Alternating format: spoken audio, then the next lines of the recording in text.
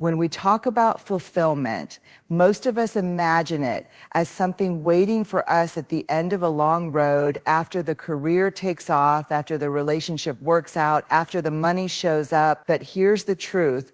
The way we live right now is what shapes whether we ever feel like we have enough. Acting as if you already have everything isn't about pretending or faking.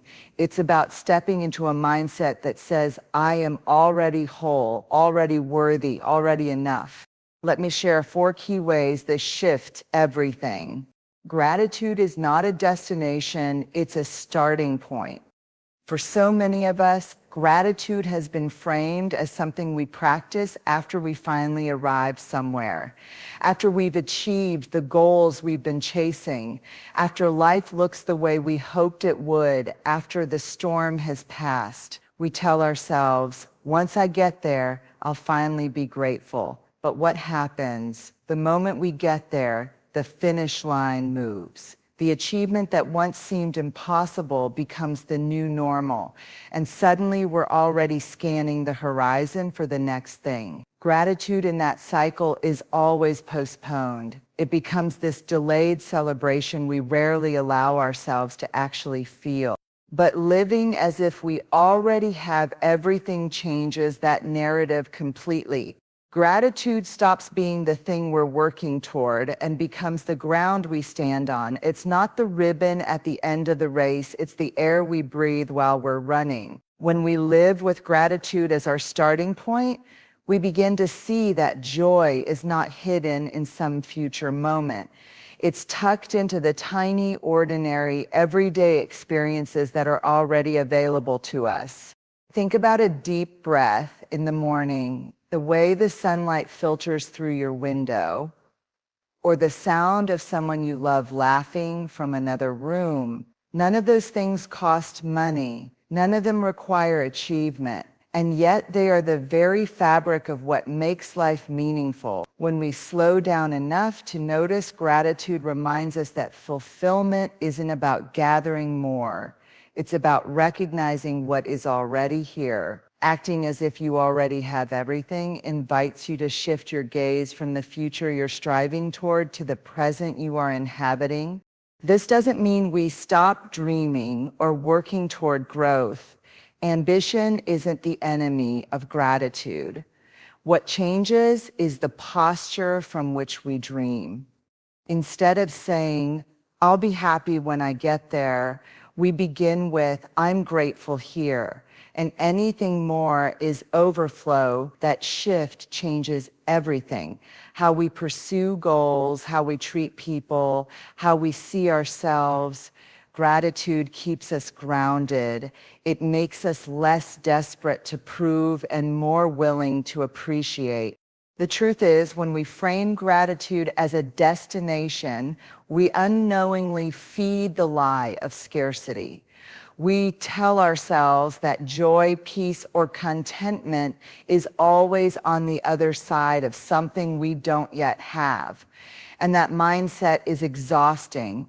It's a treadmill we never get off. But when gratitude becomes our starting place, scarcity loses its grip. We stop comparing, stop rushing, and start seeing enoughness in what we already hold.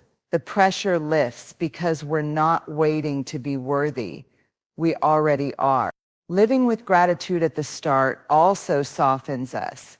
It opens the door to kindness because when we see the world through a lens of appreciation, we notice not just what we've been given, but also what others bring into our lives. Gratitude teaches us to look at people with gentler eyes, to extend compassion, and to celebrate the good without dismissing the hard. It doesn't ignore pain or struggle. It simply reminds us that even in the midst of difficulty, there are still moments of beauty and blessing that deserve our attention. So when we say act as if you have everything, it isn't about pretending that life is perfect. It's about training ourselves to begin with gratitude, right where we are.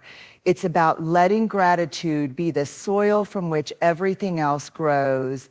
Ambition, resilience, love, and joy. When gratitude is the starting point, we no longer live in constant pursuit of enoughness. We live in the freedom of already having it. So much of what keeps us restless in life is rooted in scarcity. Scarcity whispers in the background of our thoughts. I don't have enough. I'm not enough. I'll never be enough. It shows up in how we measure ourselves against others, in how we chase more and more but never feel satisfied, in how we hold back from joy because we're too worried about what might be missing. Scarcity is not just about money or material things. It creeps into our relationships, our sense of self-worth, and even the way we measure success. It's like living with a constant undertow that pulls us away from the present moment and convinces us that fulfillment is always out of reach. But when we act as if we already have everything, scarcity loses its power. We stop feeding it. We stop giving it the authority to decide who we are and what we're worth. That doesn't mean we ignore challenges or pretend that every need is met.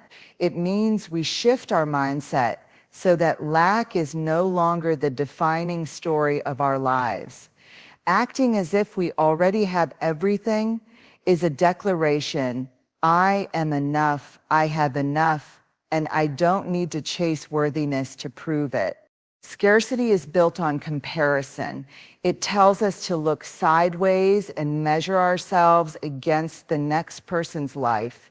Someone else has more money, more followers, more success, more beauty, and suddenly our own lives feel small and insufficient. But when we anchor ourselves in the belief that we already hold everything we truly need, those comparisons lose their sting. We no longer define our identity by what we lack in relation to someone else's highlight reel.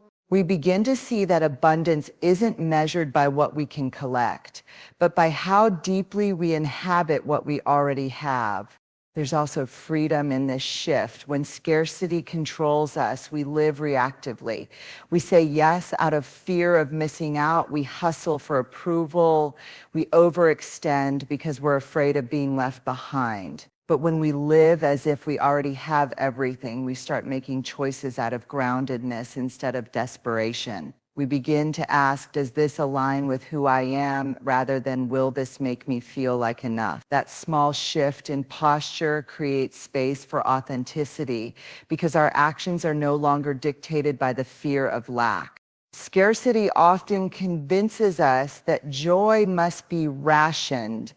It tells us that there's only so much success, so much love, so much opportunity to go around, and if someone else has it, there's less left for us.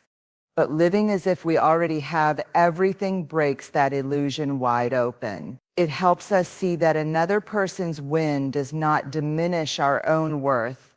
In fact, when we believe in our own enoughness, we can celebrate others more freely. Their abundance becomes a reminder that the world is wide and generous, not a competition we're losing.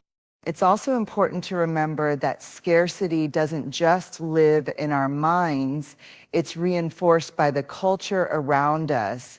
Advertisements, social media, even workplace environments thrive on convincing us that we need more to finally measure up. But here's the truth: scarcity only has power if we believe its story. And the moment we start living as if we already have everything, that story begins to unravel.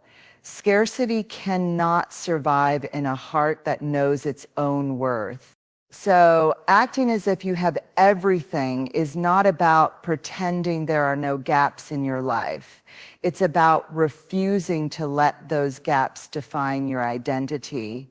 It's about standing in the truth that even in the midst of imperfection, you are already whole, already enough, already capable of joy. When scarcity loses its power, what's left is freedom.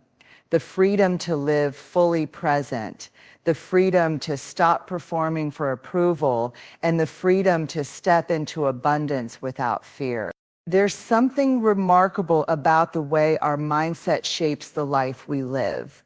When we act from a place of scarcity, fear, and lack, our choices reflect that. We become cautious, we play small, and we hold back because we're terrified of losing the little we think we have. But when we act as if we already have everything, a new kind of energy is released. We begin to live from a place of abundance. And here's the beautiful truth: abundance attracts abundance. Abundance is not about excess. It's not about piling up possessions or chasing endless success. Abundance is a mindset, a posture, a way of living that says, I am already full, and there's more than enough to go around. When we hold that belief, the way we interact with the world shifts. We become more generous with our time, our attention, our kindness, and even our resources. That generosity ripples outward, and in turn, it draws more goodness into our lives. The act of living abundantly plants seeds that grow into even greater abundance. Think about relationships. When we approach people from a place of scarcity, we guard ourselves. We might withhold affection, fearing rejection, or we might cling too tightly, fearing loss. But when we show up as if we already have everything, we give love freely without demanding guarantees. That freedom creates healthier, deeper connections. People are drawn to that kind of presence because it feels safe and liberating. The more we give, the more space there is for love to return to us. The same happens in opportunities. Scarcity makes us second guess ourselves. We hesitate, we procrastinate, we shrink back because we believe opportunities are limited and that failure will cost us everything. Abundance, however, gives us courage. When we act as if we already have enough, we're not crushed by the thought of failing. We're willing to step out, to take risks, to create rather than just consume. And what happens when we live boldly? Doors open, opportunities multiply, people notice authenticity and confidence, and they're drawn to it. Abundance doesn't just attract abundance, it creates it. There's also a spiritual and emotional element here. When we live abundantly, we train our hearts and minds to notice what's good instead of fixating on what's missing. That focus shifts our energy. People can sense when someone is content, joyful, and grounded. It radiates, and that energy is magnetic. It invites more moments of joy, more experiences of peace, more reasons to be grateful. It becomes a self-reinforcing cycle. The more abundantly we live, the more abundance flows toward us. It's important to understand that abundance is not blind optimism or naive pretending. It doesn't mean ignoring pain, struggle, or reality. What it does mean is refusing to let fear of lack dictate how we live. It's choosing to lean into generosity even when it feels risky. It's choosing to trust that sharing your gifts doesn't diminish you, it multiplies the impact. Acting as if you already have everything reminds you that you're not defined by what you acquire, but by how you contribute. And here's the paradox: people who live from scarcity often end up with less, even if they accumulate more, because they never feel full. Meanwhile, those who live from abundance may not always have more in the material sense, but they live with a richness that cannot be measured. They laugh more, they love more deeply, they rest more easily, and that quality of life draws even more beauty into their world. So abundance attracts abundance because it shifts the entire way we engage with life. When you live as if you have everything, you stop chasing and start creating. You stop competing and start collaborating. You stop clinging and start releasing. And in that release, in that openness, life has a way of pouring back into you even more than you imagined. Wholeness is something most of us are taught to chase. We grow up believing that if we can just gather enough accomplishments, build the right relationships, earn the right income, or collect the right experiences, then finally we will feel complete. It becomes this lifelong pursuit of arriving somewhere out there, a place where all the pieces of our identity finally click into place.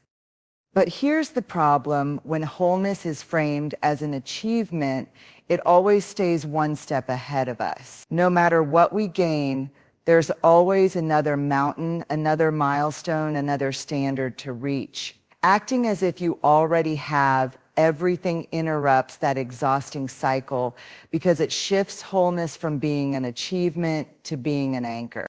When wholeness becomes the anchor, it means we live from a foundation of already being enough. It's the quiet but powerful realization that who we are right now is not missing any essential part. It doesn't mean we're flawless or that we stopped growing. It means that our worth is not dependent on what we can add, fix, or prove. Acting as if you have everything is a declaration that says, I am already whole, and everything else in life is a gift, not evidence of my value. This shift changes how we move through the world. When we see wholeness as something to achieve, we tend to over-identify with success and collapse under failure. Our sense of self rises and falls with every outcome. But when wholeness is our anchor, we are steady. Success becomes something to celebrate, not something that defines us. Failure becomes something to learn from, not something that destroys us. Anchored wholeness gives us resilience because we know that no single event, win or loss, can take away our enoughness. It also changes the way we relate to others. When wholeness is an achievement, we often enter relationships with hidden expectations. We look for someone else to complete us, to fill the gaps we feel inside. That pressure is heavy for us and for them. But when wholeness is already present within us, relationships become a place of sharing, not searching.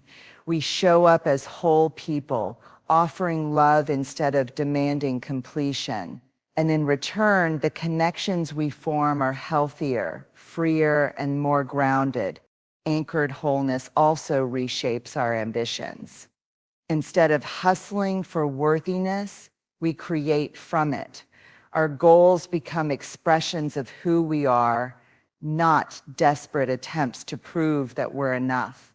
That difference matters. When you chase goals to feel whole, you're always exhausted because every step forward is fueled by fear of not measuring up. But when you pursue goals from a place of wholeness, the process itself feels lighter, more meaningful, and less attached to perfection. You can enjoy the journey because your identity isn't on the line. Living with wholeness as the anchor doesn't mean life gets easy.